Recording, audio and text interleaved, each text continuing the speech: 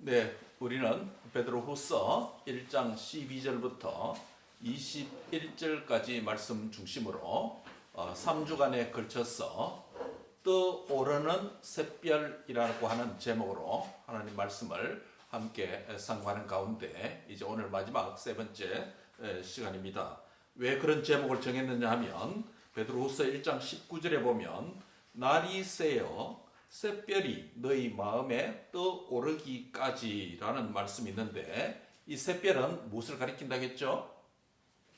예수님, 샛별은 예수님을 가리킨다고 했습니다. 그래서 이 샛별이 떠오르기까지 누구의 마음속에요? 성도의 마음속에, 교우들의 마음속에 샛별 대신 그리스도의 형상이 매우 분명하게 떠오르기까지 이 베드로 사도는 특별히 세 가지 말씀을 교회에게 권고하고 있죠. 12절부터 15절까지 말씀 보면 공통적인 동일한 표현이 세 번 나오는데 어떤 말씀이었죠? 예, 생각나게 한다라는 말씀이 먼저 나타났습니다. 특별히 12절과 13절과 15절에 보면 생각나게 한다라는 것입니다. 생각이 나야 너희 마음속에 샛별 대신 예수님이 떠오를 수 있다라는 의미가 됩니다. 그렇죠? 예, 생각나게 돼야 된다. 물론 이 말씀의 원래적 의미는 사도 베드로가 교회에게 베드로후서 서신을 통해서 하나님의 말씀을 베드로가 이제 살아있을 마지막 순간에도 교우들이 들었던 말씀을 생각나게 해야 되고 또 베드로가 떠난 이후에도 육체의 장막을 떠난 후 곧 그의 죽음이 다가오고 있음을 그는 알고 있다라고 말했는데 그가 떠난 후에도 말씀이 사라지는 것이 아니라 성도들의 마음속에 말씀이 생각이 나서 그들의 마음속에 샛별 대신 예수님이 매우 분명하게 떠올라야 된다라는 말씀으로 첫 번째 시간에 말씀을 드렸습니다. 첫 번째 주제는 뭐냐면 생각나게 돼야 된다라는 것입니다. 이 말씀을 중심으로 우리가 적용하기로 우리 자신이 하나님 말씀을 많이 생각하고 깊이 생각하고 묵상해야 된다는 의미로 적용을 했고 또 다른 하나는 우리뿐만 아니라 우리의 다음 세대의 자녀 손들도 우리가 이 땅에 살 때뿐만 아니라 우리가 이 땅을 떠나간 이후에도 그들의 마음속에 말씀이 들었던 말씀이 부모가 교훈하고 훈계했던 말씀이 교회가 가르쳤던 말씀이 자녀들에게 생각이 나서 그들의 마음과 삶 속에 샛별 대신 예수님이 떠올라야 된다라는 말씀으로 첫 시간에 말씀을 드렸습니다. 그렇게 되기를 소망하십니까? 아멘. 두 번째 시간은 바로 16절부터 18절까지 세 개의 절에서 우리가 상고한 것은 무엇이냐면 바로 하나님의 말씀, 이 복음이 무엇인가에 대해서 깊이 상고를 했습니다. 그것은 뭐냐면 사람이 교묘히 만든 꾸며낸 이야기가 아니다라고 16절에 그렇게 말씀을 했습니다. 그렇기 때문에 이 복음은 너무나도 확실한 말씀이다.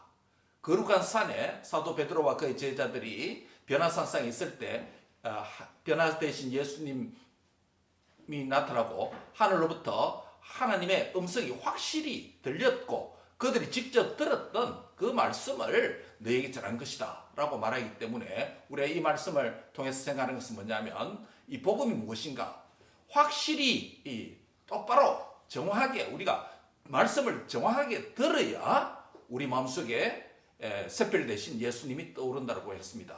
그래서 우리가 말씀을 들을 때 피상적으로 듣는 것이 아니라 말씀을 읽을 때 대충 읽는 것이 아니라 어떻게 해요? 확실하게 제대로 들어야 된다라고 했습니다. 말씀을 들을 때 생각을 다른 곳에 두고 있다든지 또 마음을 다른 데 두고 있는 것이 아니라 말씀을 집중해서 확실히 들어야 된다. 왜냐하면 사도 베드로도 이 말씀을 전할 때에 그가 확실히 들었던 그 말씀을 전하는 것이고 교회인 신약 교회인 우리들도 하나님의 말씀을 들을 때 확실하게 진리 대신 하나님의 말씀을 바로 들어야 우리 마음속에 우리 삶의 인격 안에 샛별 대신 예수님이 떠오르는 줄 믿습니다. 예, 지난 시간에 그 말씀을 드렸습니다. 오늘 이제 우리는 세 번째 마지막 말씀을 통해서 어떻게 하면 샛별 대신 예수님이 우리 마음속에 우리의 삶 속에 우리의 인격 안에 밝히 떠오를 수 있을까요? 세 번째 시간은 뭐냐면 첫 번째는 뭐라고요? 예, 기억나게, 생각나게 돼. 두 번째는요? 말씀을 확실히 들어야 된다. 확실한 말씀을 확실히 들어야 된다. 오늘 세 번째는 성경을 바로 해석해야 샛별 대신 예수님이 내 마음속에 떠오른다라는 것입니다. 따라합니다. 하나님의 말씀을 바로 해석해야 샛별이 떠오릅니다.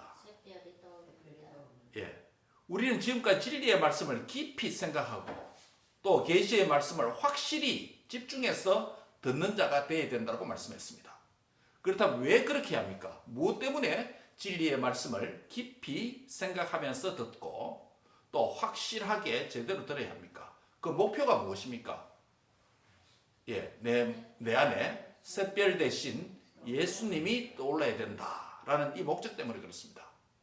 어떻게 하면 샛별의 신 예수님이 나의 말씀 생활 안에 말씀 생활하는 경건한 삶을 사는 우리에게 떠오를 수 있을까요? 오늘 마지막 세 번째 시간으로 성경을 바로 해석해야 샛별이 떠오르게 된다라는 것입니다. 여러분, 우리가 성경을 해석한다라고 했을 때 앞에서 말한 두 가지, 곧 깊이 생각한다, 또 정확하게 들어야 된다 라는 이런 것보다 좀 어렵게 들릴 수 있습니다. 왜냐하면 성경을 해석하는 일은 우리가 많은 오해를 할 수 있습니다. 이런 일은 교인인 우리가 하는 일이 아니고 목사님들이나 또 신학교 교수님들이나 성경을 해석하는 일을 하지 우리 교인들이 무슨 성경 해석할 수 있는가라고 생각할지 모르겠습니다. 말이 해석한다라고 좀 어렵게 들릴 수 있을지 모르지만은 그 해석하는 것은 그렇게 어려운 일이 아니고 우리의 일상적인 일이라고 말할 수 있습니다. 여러분께서 뉴스를 본다든지 신문을 본다든지 이렇게 할 때 뉴스 앵커가 그 있었던 뉴스를 전해줄 때 우리가 그것을 듣고 어떤 일이 일어났고 앞으로 어떤 일이 일어날 것이고 또 우리가 그 뉴스를 들을 때 우리가 생각하는 것이 무엇인가? 이번 주에 또 지난주에 걸쳐서 우리 미국에는 큰 두 개의 항공 사고가 일어났던 뉴스를 우리가 듣게 되어졌죠. 하나는 바로 뭡니까? 민항기, 작은 민항기가 군용 훈련하는 군용 헬기와 충돌해서 워싱턴에서 대형사고로 약 70명의 인명이 희생되었습니다.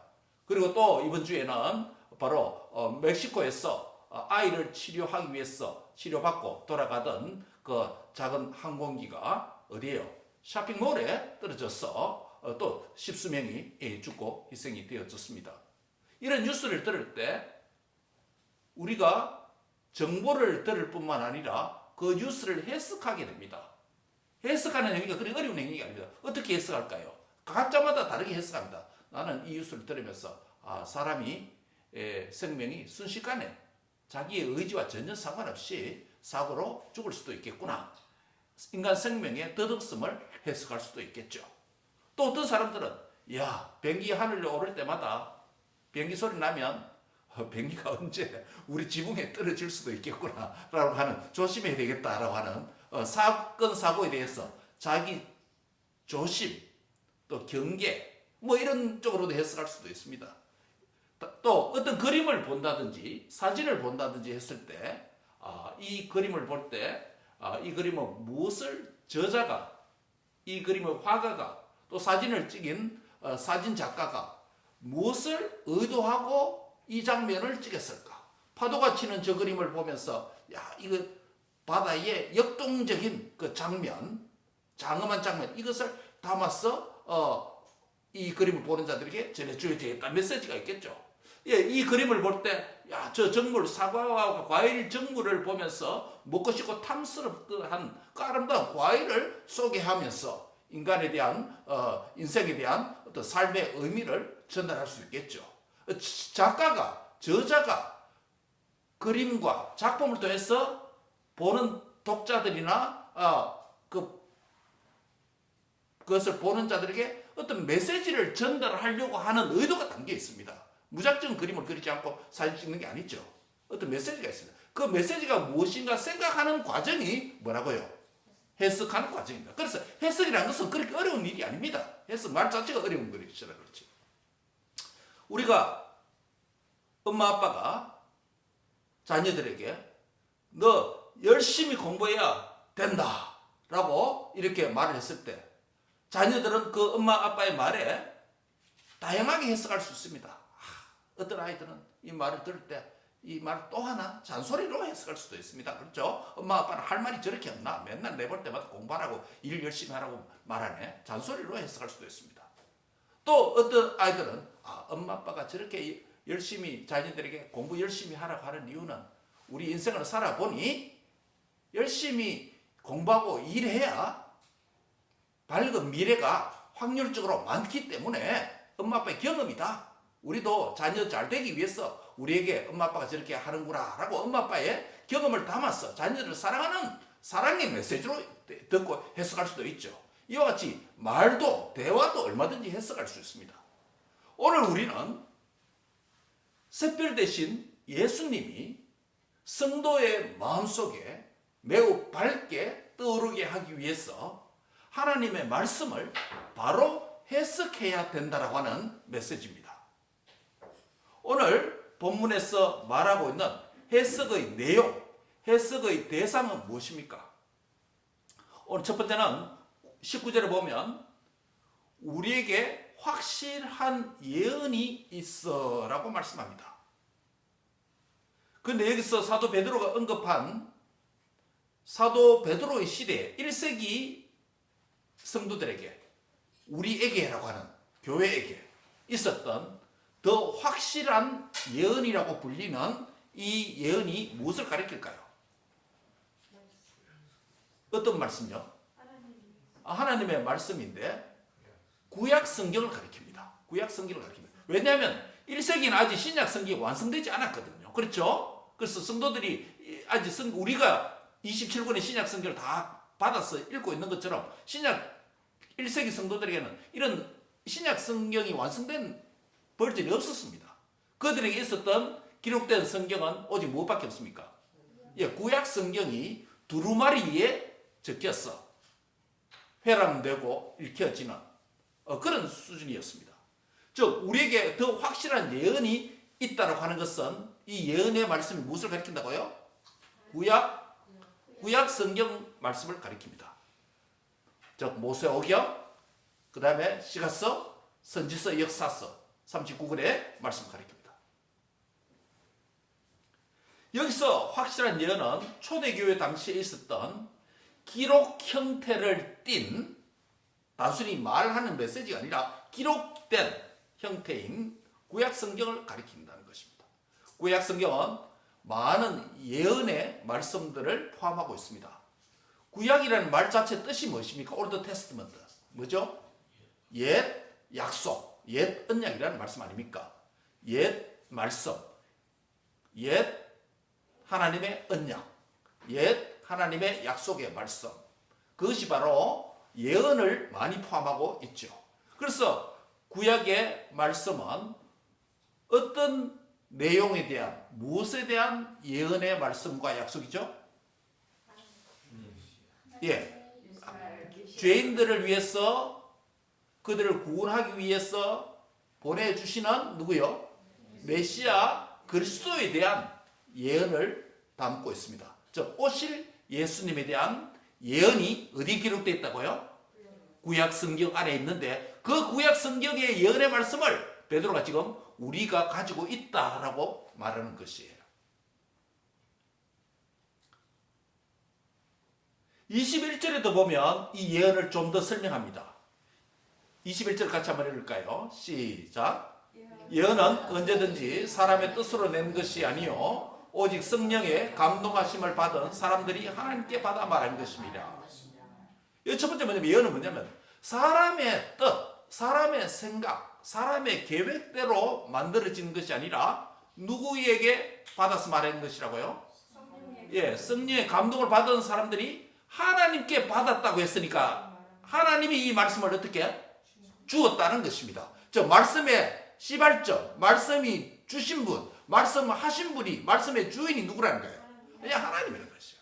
즉 예언의 말씀은 구약 성경이라고 그랬는데 그 이 예언의 말씀은 사람의 뜻과 계획과 의도로 만들어진 것이 아니라 하나님 자신의 말씀이라는 거예요.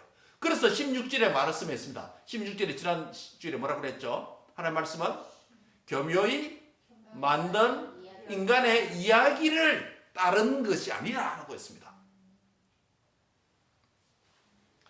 교묘히 만든 영지주의의 가르침도 아니고 교묘히 만든 철학 이야기도 아니고 교묘히 만든 성경을 잘못 해석한 이단의 이야기도 아니라고 했습니다. 우리가 거룩한 산에 주님과 있을 때 직접 확실하게 들었던 말씀이다 라고 그렇게 말하지 않습니까? 구약 성경에 기록된 예언의 말씀의 출처와 기원을 밝히고 있습니다. 예언은 사람이 하고 싶은 말을 자의로 말하는 것이 아닙니다. 예언은 다른 사람이 또한 듣고 싶어 하는 말을 하는 것도 아닙니다. 그렇죠? 예. 오늘날 그릇된 예언 사상이 많습니다. 우리 한국에도 많았고, 특별히 세계 곳곳에, 특별히 아프리카에도 많이 있습니다. 그리고 아프리카에서 온 한 유학생이 고신대학에 있을 때, 그의 논문이 뭐냐면, 그 예언과 선지자에 대해서 논문을 쓰더라고요. 왜 그렇게 쓰냐? 우리 아프리카에 가면 예언을 한다는 예언자, 선지자가 너무 많기 때문에 성경적인 예언과 이 선지자에 대해서 바로 가르쳐야 되겠다 하면서 그 학생이 논문을 쓰는 걸 보았습니다. 예언은 그 말하는 사람이 자기가 하고 싶은 자의로 자기의 뜻대로 하고 싶은 말을 하는 것이 예언이 아닙니다. 또 회중들이 그 공동체가 이런 말씀을 들었으면 좋겠다라고 생각해서 그 회중이 원하는 말을 해주는 것도 예언이 아닙니다. 예언은 사람의 뜻으로 낸 것이 아니고 누구의 말씀이다? 하나님의 말씀이다. 하나님 감동을 받은 사람들이 하나님께로 직접 들은 말씀을 기록한 것이다 라는 것이에요. 즉 여기서 예언이라는 것은 구약 성경을 가리키는데 그 내용은 바로 하나님의 뜻과 계획을 담은 하나님의 말씀이다라는 것입니다. 두 번째로 예언의 말씀 무엇입니까? 21절 하반절에 보면 이런 말씀이 있습니다. 성령의 감동하심을 받은 사람들이 누구에게 받았어? 하나님께 받아서 말한 말씀이다. 여기 바로 인간이 개입됩니다. 성령의 감동하심을 받은 사람들이 등장합니다. 이들이 누굽니까? 구약의 선지자들 아닙니까? 모세와 같은 자들 아닙니까? 시편을 적었던 다윗과 그 저자들이 아닙니까? 역사서를 기록했던 저자들이 아닙니까? 구약을 기록한 사람들이 사람들이고 우리와 같은 성정을 가진 인간들이지만은 그들이 어떤 문학 작품을 쓰기 위해서 쓴 것이 아니라는 것이에요. 그들이 유대 역사, 이스라엘과 북이스라엘과 남쪽 유다의 왕조 역사를 이렇게 적으면서 좋겠다라고 하는 우리 조선시대의 왕조실록과 같은 그런 후대의 기록을 전수해 줘야 되겠다라고 하는 역사를 전수해 주겠다는 그런 의도를 가지고 역사를 기록한 것도 아니라는 거예요. 시편과 잠언과 지혜서에 포함되어 시가 쓰여 있는 것처럼 이야 인간이 하나님에 대해서 기도하고 또 이렇게 묵상하고 지어진 창조 세계를 보고 아름다움을 기록하면서 이것을 다음 시대에 문학적인 아름다움을 전수해 줘야 된다 이런 의도를 가지고 인간의 목적을 가지고 쓴 것도 아니라는 거예요. 출애굽한 공동 이스라엘 공동체가 고대 근동에 있었던 여러 가지 이방 신과 이방 민족들과 이방 신들을 섬기는 그들에게 창조에 대한 바른 창조주 하나님, 창조에 대한 바른 신학을 가르쳐주기 위해서 하나님은 모세를 통해서 창세기와 오경을 기록을 하게 되어졌죠. 하나님 누구신가? 하나님께서 뜻하는 바가 있어서 모세와 다윗과 선지자들이 하나님의 감동을 받았어. 하나님의 지도 안에서 어떠한 일체 오류가 없도록 하나님으로부터 직접 받아서 기록해서 전수해 준 것이 뭐라고요? 이 예언의 말씀, 구약성경이다라는 것입니다. 여기까지 요약하면 이것입니다. 구약성경의 예언은 하나님의 뜻과 계획을 담은 말씀으로서 성령의 영감을, 성령의 감동을 받은 구약의 인간 저자들이 하나님으로부터 듣고 받아서 선포했고 기록한 말씀이 이 구약 성경이다. 믿습니까? 이게 말씀이에요. 그래서 구약 성경 이것을 고대 문학으로 또 고대 건동의 문학 가운데 하나로 위대한 인간의 작품으로 이해하는 것이 아니라 우리는 하나님의 뜻과 계획, 저와 여러분을 향한, 세계를 향한, 온 땅의 백성들을 향한 하나님의 구원의 뜻과 계획과 그분의 사랑을 표현한 하나님의 말씀인 줄 믿습니다.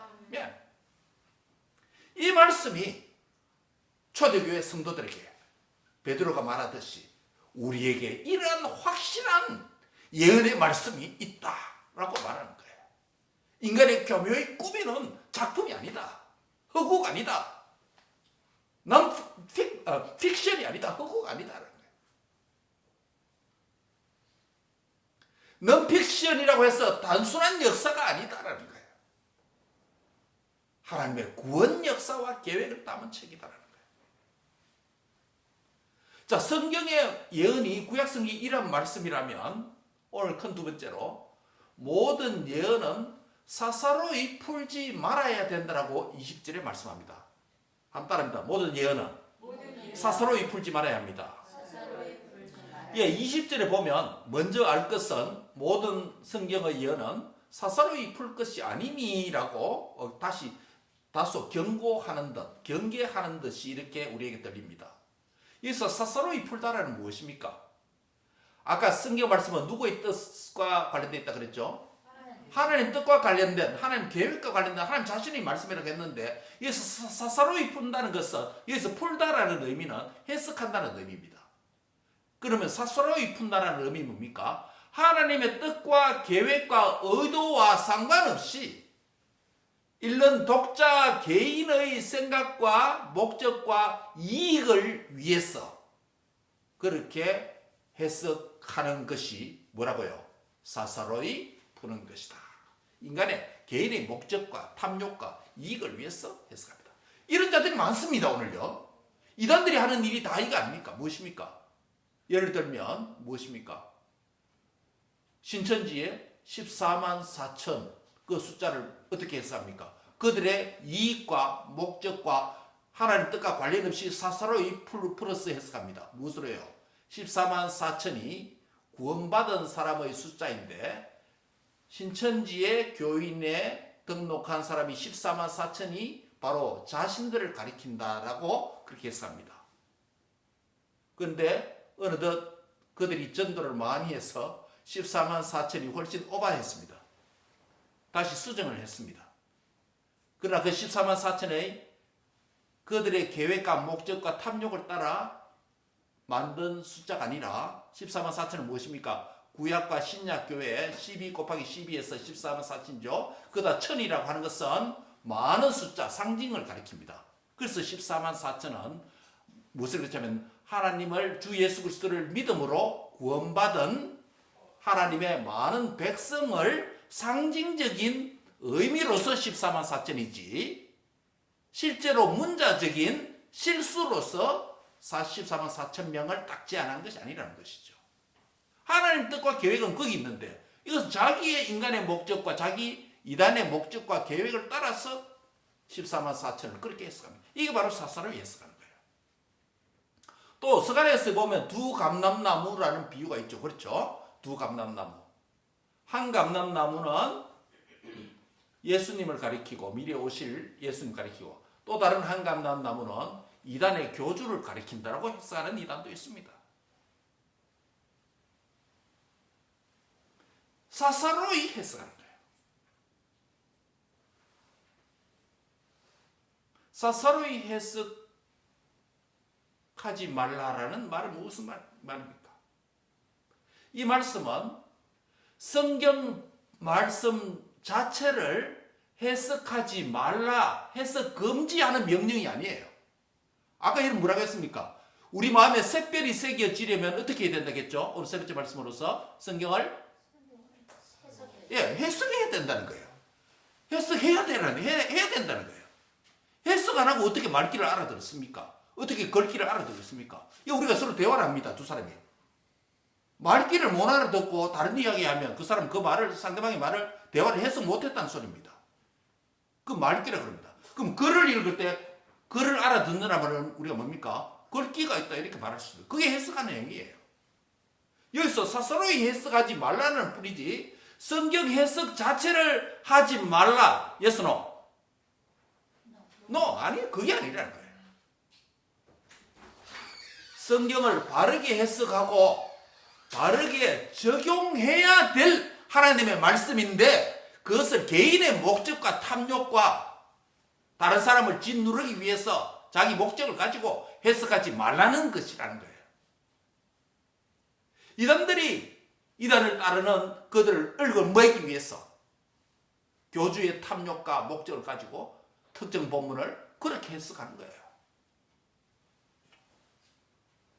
성경을 사사로이 푸는 것을 금지하는 것이지 성경을 바르게 해석하는 것 자체를 금하는 것이 맞다 아니다? 아니다라는 것이죠. 자, 그러면 성경을 사사로이 푼다는 것은 더 구체적으로 무엇을 의미할까요?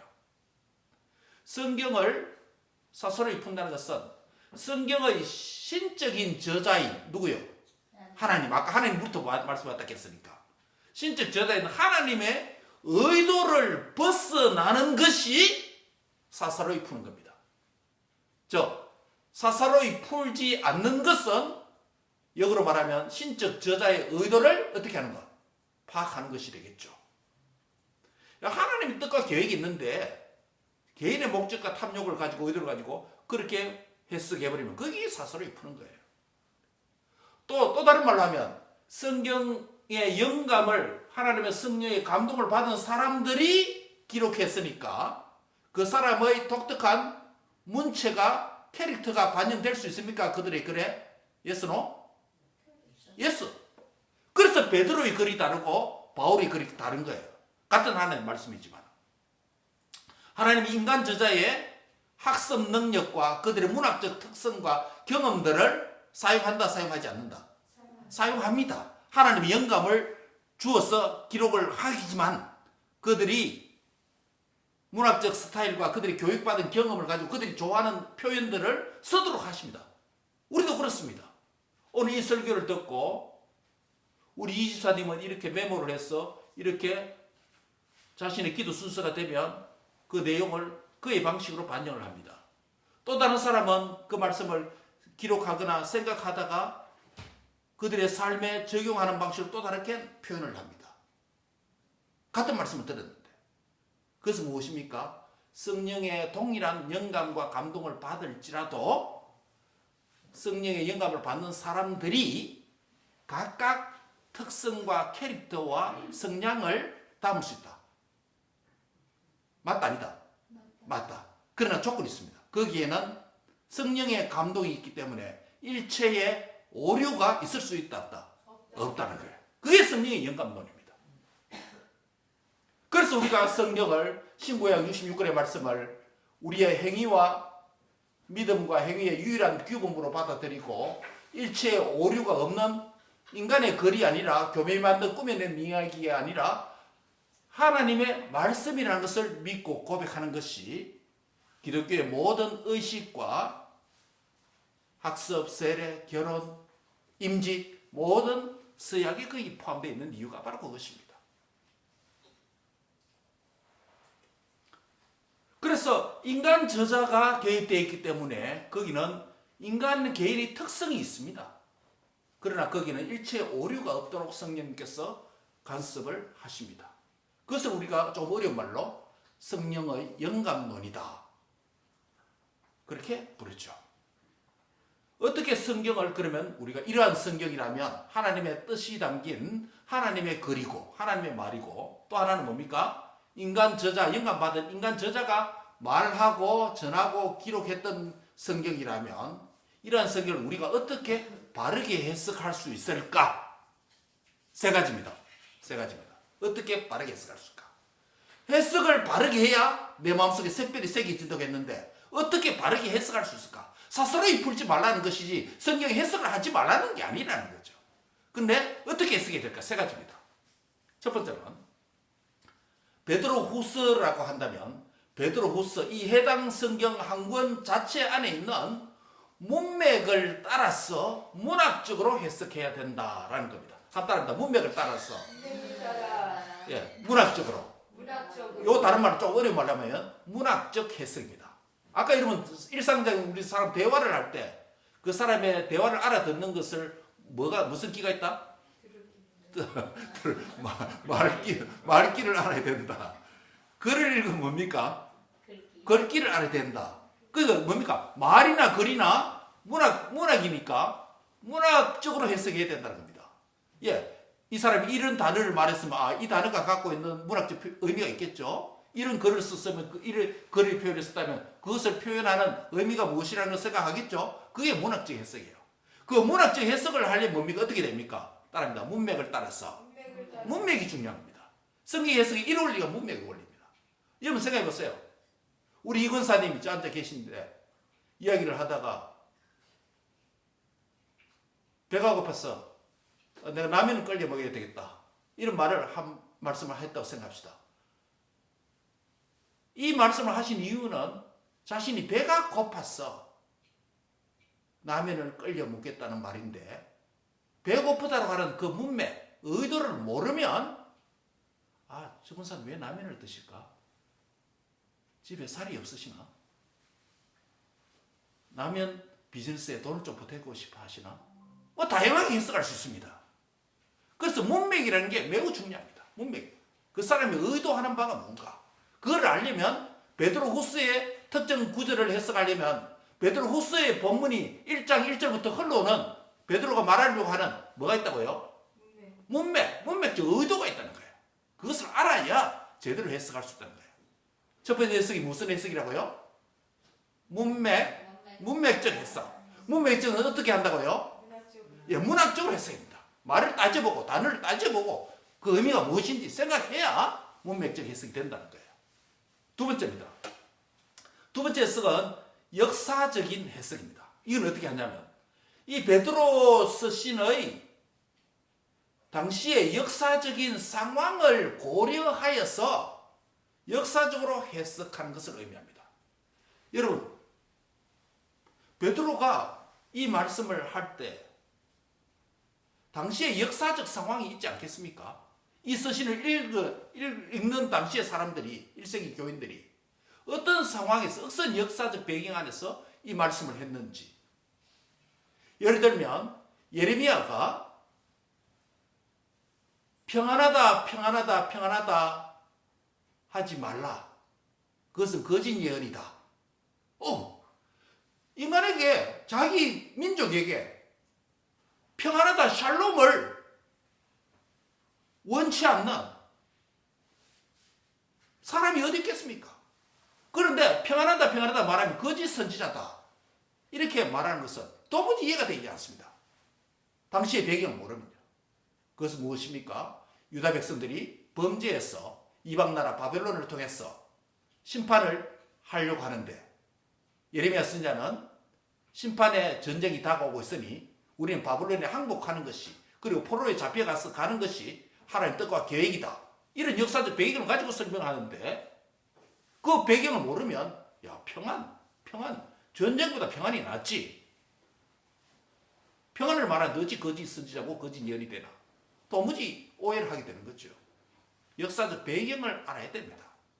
역사서를 읽든지 서신서를 읽든지 신약 서신서를 읽든지 복음서를 읽든지 시가서를 읽든지 당시 어떤 배경 안에서 이런 말을 했나. 특별히 역사적 배경을 생각했다. 첫 번째는 뭐라고요? 아까 문학적 문맥.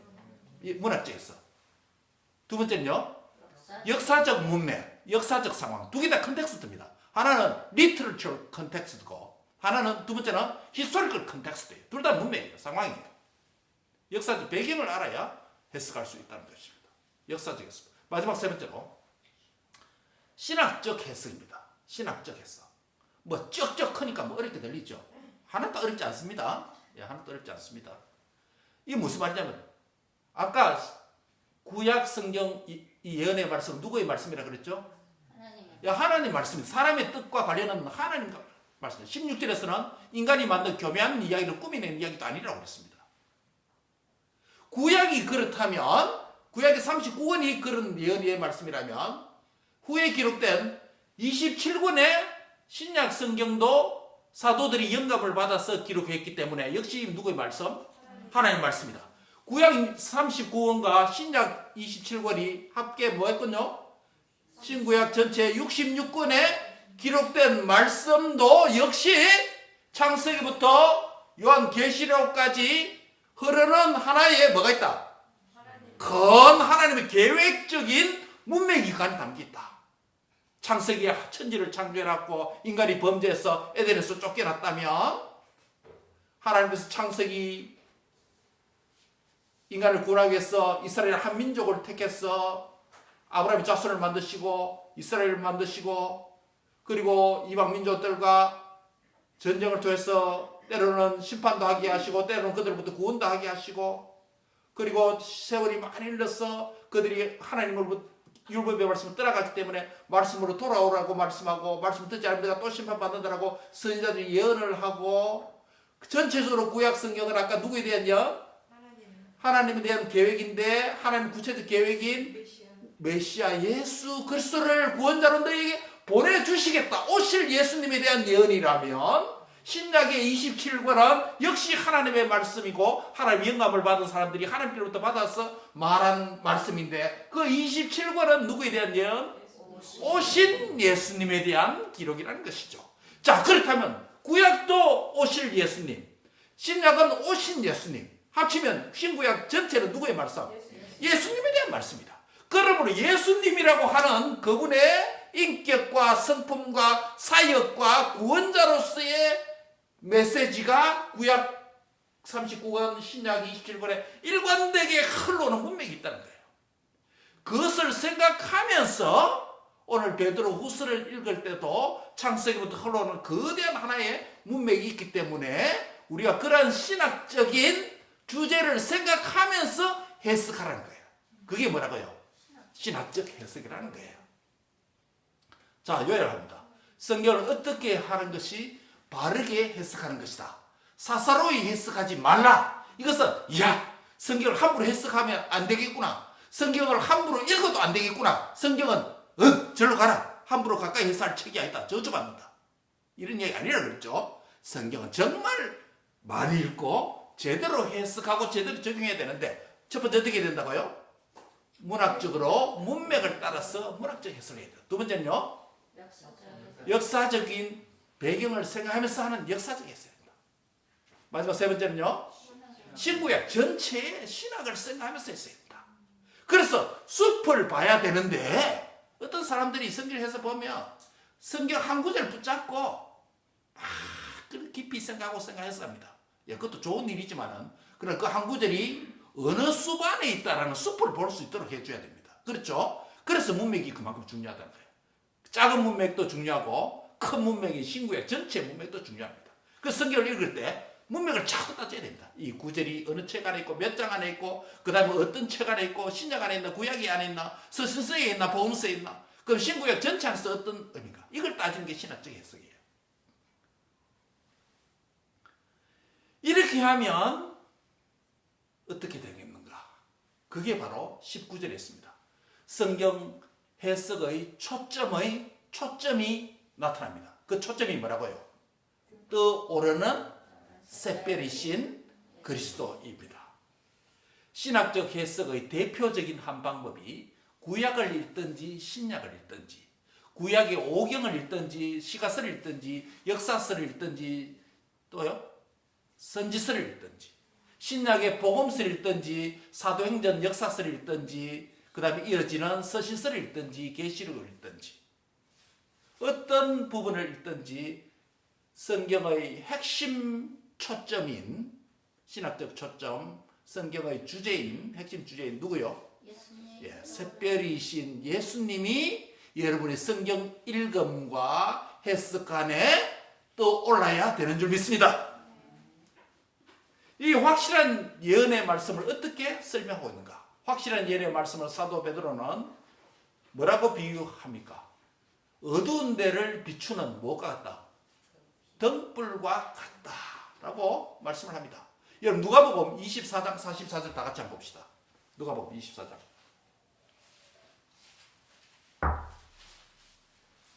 누가복음 24장 44절입니다.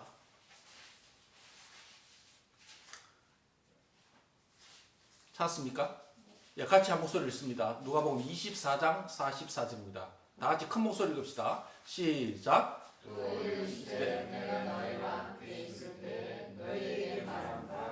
곧 모세의 율법과 선지자의 글과 시편에 나를 가리켜 기록된 모든 것이 이루어져야 하리라. 예, 여기 보면 너희에게 말한 바 예수님께서 제자들에게 말씀을 하셨는데 말한 내용이 뭐라고요? 첫째는 누구 이걸? 모세의 율법 5경이죠. 그 다음에 선지자의 글 구약의 선지서를 가리키죠. 여기서 시편은 대표적으로 말했으면 하면 시가서를 가리킵니다. 예, 성경의 모든 장르를 가리킵니다. 이 성경의 모든 장르 구약 성경 모두 아까 우리가 가지고 있는 예언이 뭐라고 그랬죠? 어떤 성경? 구약 성경이라고 그랬잖아요. 그 예언의 말씀 구약 성경이 모두 누구를 가리킨다? 이 예수님을 가리킨다는 거예요. 예수님을 가리킨다. 이 예수님을 가리키는 이 모든 예언이 어떻게 되어져야 된다? 이루어져야 된다는 거예요. 그게 신약 아닙니까? 한 곳 더 찾습니다. 요한복음 5장 39절. 기억하세요? 누가복음 24장 44절은 나를 가리켜. 이 포인트를 기억하세요. 요한복음 5장 39절. 다 같이 찾으세요. 요한복음 5장 39절. 왜 성경이 예수님을 하는 이유를 여러분 알 겁니다. 요한복음 5장 39절 다 같이 찾습니다. 네 번째 복음서 요한복음 5장 39절 찾습니까? 다 같이 읽습니다. 시작. 너희가 성경에서 영생을 얻는 줄 생각하고 성경을 연구하거니와 이 성경이 곧 누구에 대하여? 내게 대하여 증언하는 것이니라. 이 말씀 하시는 분이 누구예요 지금? 예수님이 이 말을 하는 거예요. 너희가 예수님이 제자들에게 말합니다. 너희가 성경에서 이 성경이 어떤 성경이죠? 구약입니다. 예수님 당시 신약이 없으니까. 구약 성경에서 영생을 얻는 줄 생각하고 성경을 뭐한다? 성경을 연구하고 많이 읽거니와. 그런데 이 성경을 내가 알아야 될 부분이 있다. 이 성경은 구약 성경은 곧 누구에 대해서? 나에 대해서 따라합니다. 내게 대하여. 내게 대하여 증언한 것이다. 구약 성경이 누가복음 24장 44절에서 누구를 가리켜? 나를 가리켜. 예수님 자신을 가리켜 기록된 예언이라고 말하고 있고 요한복음 5장 39절에는 이 모든 구약 성경이 내게 대해서 증언한 것이다. 예수님 자신에 대해서 증언한 책이다.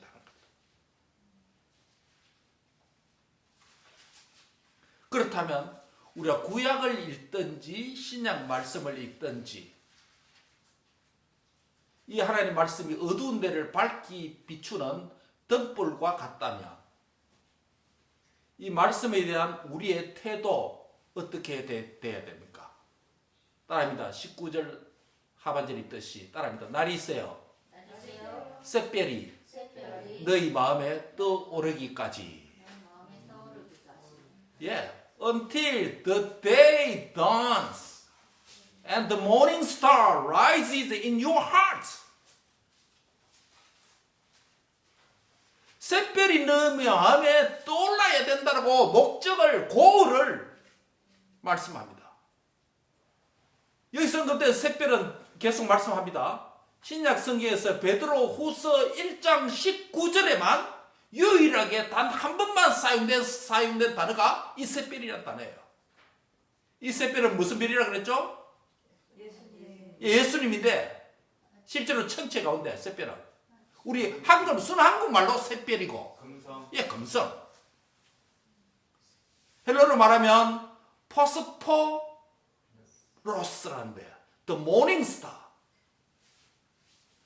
골드스타라고도 말하기도 하고 한문으로는 효성이라고 부릅니다. 새벽 효자 써서 그래서 어떤 교회는 교회 이름이 효성교회 이런 교회 있습니다. 예, 새벽 효자입니다. 새벽 성은 별성자죠 한자로. 그래서 효성이라고 부르겠다. 금성하면 문자 그대로 골드스타. 라틴어는 뭡니까? 비너스. 비너스가 이 샛별이에요. 비너스 많이 들어보시죠 영어권에서 있는 분들은. 이 샛별은 비너스는 효성은 초저녁이나 새벽에 매우 초롱초롱 밝게 빛나는 별입니다. 여러분 고든이라고 하는 사람의 책에 보면 이런 이야기가 있습니다. 길가에 과일을 팔고 있는 어느 작은 소녀가 있었습니다. 그녀는 시간만 있으면 언제나 성경을 과일 매대 앞에서 읽고 있었습니다. 하루는 한 젊은 신사가 과일을 사려고 그 소녀 앞에 섰습니다. 이 소녀는 책을 집중해서 읽고 있었습니다. 그래서 손님이 온 것을 알지 못했습니다. 그 젊은 과일을 사기 위해서 온 젊은 신사는 그 소녀에게 이렇게 묻습니다. 얘야, 너는 무엇을 그렇게 열심히 읽고 있니? 그 소녀가 이렇게 대답합니다. 네, 하나님의 말씀을 읽습니다.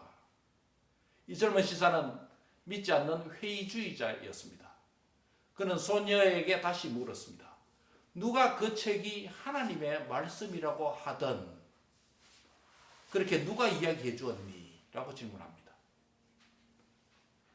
소녀가 대답합니다. 하나님께서 제게 그렇게 말씀하신 걸요. 뭐? 하나님이 너에게 말씀하셨다고? 말도 안 돼. 너는 그를 만나보지도 못했잖아. 함께 이야기도 하지 못할 텐데? 소녀는 조금의 동료도 없이 젊은 신사를 쳐다보며 이렇게 이야기합니다. 누가 아저씨께 하늘에 태양이 있다고 말해 주었던가요? 그건 당연한 말이 아니니 그건 누가 말할 필요가 없는 거야. 태양 바로 그것이 말해주는 것이지. 자 봐라 태양이 날 이렇게 따뜻하게 만들어주고 있지 않니? 난 저 햇살이 좋단다. 손녀가 대답합니다. 그래요. 아저씨 말씀이 옳아요. 그렇게 아저씨가 태양을 보고 느끼듯이 저는 하나님을 그렇게 느껴요. 제가 성경을 읽으면 하나님께서는 저를 따뜻하게 해준답니다. 제가 이 성경을 읽어서 얻는 저 햇살과 같은 따스한 마음은 하나님이 아니고는 저에게 줄 수가 없는 분이거든요. 사랑하는 성도 여러분, 그 젊은 시사는 태양이 누가 있다라고 말하지 않더라도 말해주지 않았더라도 하늘 위에 있는 태양을 보면서 그 햇살을 따뜻한 햇살을 받으면서 태양이 있는다는 것을 스스로 알게 됩니다. 그 소녀의 이야기처럼 성경을 읽는 특별히 문학 작품으로 읽는 것이 아니라 사람이 교묘하게 만든 이야기를 읽는 방식이 아니라 거듭난 성도가 성령의 영감을 받아서 하나님으로부터 받고 듣고 기록한 이 말씀을 거듭난 성도가 성령의 조명의 빛 아래서 읽게 될 때 햇살보다도 더 따뜻하게 다가오시는 하나님의 사랑의 음성을 확실히 들을 수 있는 것은 그 하나님의 말씀이 살아있는 말씀이고 하나님 자신의 확실한 예언의 말씀인 줄 믿습니다. 그렇기 때문에 우리는 성경을 어떻게 읽어야 됩니까? 베드로후서 보면 이렇게 말합니다. 너희가 이것을 주의하는 것이 옳으니라. 따라합니다. 주의하자. 네. 무엇을 주의하라는 것입니까? 샛별은 밤하늘에 어둠 속에서 찬연히 빛나는 등불과 같은 역할을 하는 것처럼 구약에 기록된 확실한 예언의 말씀은 성도들의 마음속에 그 말씀의 빛이 밝히 떠올라야 된다고 말합니다. 예언의 말씀을 깊이 자세히 주의하면 자신의 마음속에 그 예언의 말씀이 가리키는 샛별이신 예수님이 드러나고 빛이 난다는 것입니다. 여기서 샛별이라는 단순히 밝은 빛이 아니라 예수 그리스도를 가리킨다는 것을 거듭해서 지금 말씀드립니다. 우리는 구약 성경의 예언의 말씀이 샛별로 오신 예수님 안에서 모든 예언이 성취되었다라고 믿는 것입니다. 구약 예언의 말씀을 자세히 주의해서 읽어야 되는 목적은 예수님 샛별을 놓치지 말아야 되는 이유 때문입니다. 예언의 말씀에서 예수님을 찾고 만나는 것이 샛별을 만나는 것입니다. 이런 점에서 확실한 예언이라고 불려지는 구약 예언의 말씀을 읽을 때 그 예언이 샛별 대신 예수님 안에서 예수님을 통해서 다 성취되었다라고 하는 그 해석학적인 안목이 바른 해석관이 필요하다는 것입니다. 뿐만 아니라 구약의 확실한 예언뿐만 아니라 그 구약을 확실히 성취한 오신 예수님을 기록한 신약 성경을 읽을 때도 저와 여러분을 향한 하나님의 구원 계획인 하나님의 사랑과 하나님의 음성을 파악하고 듣고 느낄 때 내 안에서 나의 주, 나의 구원자이신 예수님 그분의 샛별의 형상이 밝히 떠오르게 될 것입니다. 말씀을 맺습니다. 어떻게 주의하면서 읽어야 될까요? 성령의 영감을 받은 사람들이 하나님께로부터 받아서 말하고 듣고 기록을 했기 때문에 동일하게 단순한 문학작품이 아니라 어떻게 해요? 기도함으로 성령의 조명을 받아서 읽어야 바른 해석을 할 수 있다는 것입니다. 그리할 때 샛별 대신 예수님이 저와 여러분 안에 밝히 떠오르는 줄 믿습니다. 읽기 전에 말아 기도로 시작해라. 그 다음에 더 구체적인 방법 많이 있겠죠. 어떻게 하면 더 되겠습니까? 때로는 밑줄을 긋고 때로는 써보고 기록해보고 여러분 통독한다고 기록하는 것도 많잖아요.